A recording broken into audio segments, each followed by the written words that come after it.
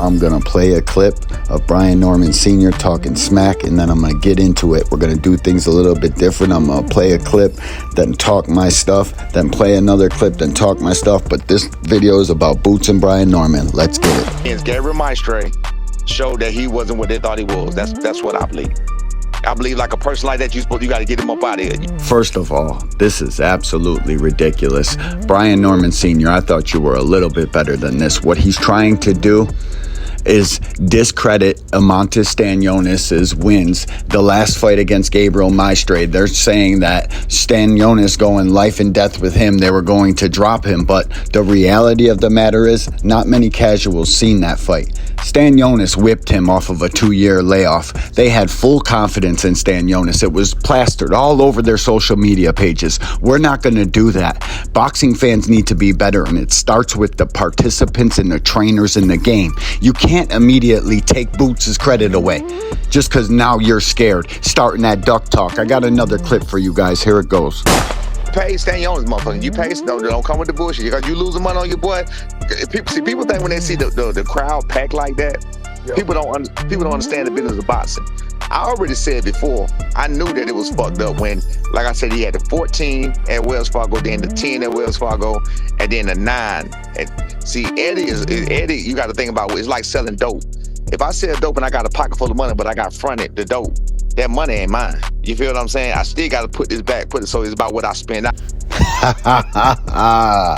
Imagine being a guy who has never headlined nothing, telling Eddie Hearn, I knew it was fucked up when it went from the 14 to the 10 to the 9, when you haven't never sold a ticket a day in your life. What this man is doing is trying to get out here, get it out in front some narratives, and paint himself like they actually want to fight. But when a guy starts talking like that, he don't want to fight. You knew it was messed up. We gotta understand the business of boxing. Most of us don't Bro, 90% of us boxing fans, this is all we do, is talk on the internet.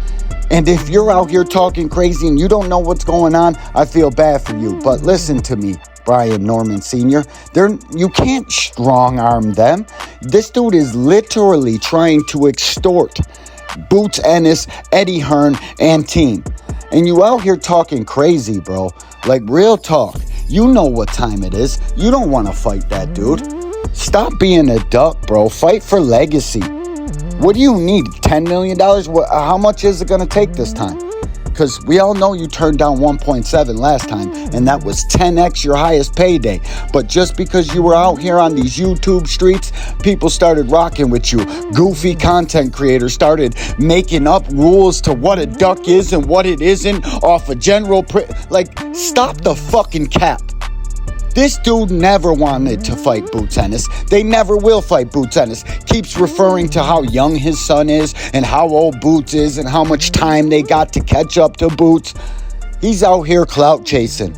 They're going to fight Jin Sasaki, who, by the way, just because I was curious today, I went back and watched some of his film.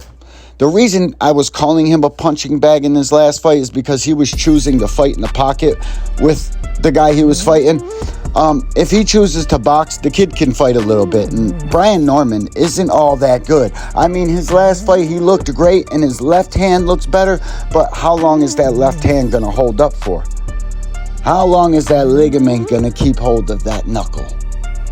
Boxer knuckle is very tough to get rid of. Shakur Stevenson's dealing with it now. You know those puncher gloves you like to wear, guys? You probably shouldn't be wearing those with them brittle ass hands, because your tendon is going to rip right off of that knuckle again.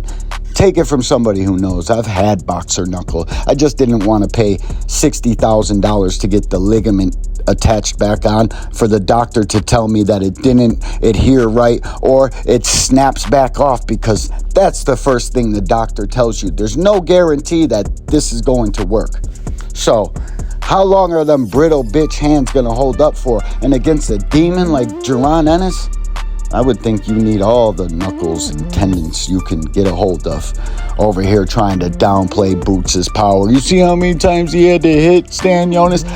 Boy, if you don't get all the way the fuck out of here with that, That's some soft stuff, Brian Norman Sr. I'm trying not to swear in these videos, but I can't help it for this one.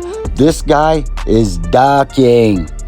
Brian Norman Sr., Jr., and whole team, they were negotiating in bad faith last time with that same surgical hand I was just talking about, surgically repaired hand I was just telling you guys about. Yeah, they were negotiating when they had months and months and months of recovery to do. So how were they ever going to fight? That's the real question. And now he's right back out here again making his media tour because he knows Boots and them are looking past him. I hope they want to fight, but you heard the comments in the post-fight press conference. If you didn't, I'll play them here for you.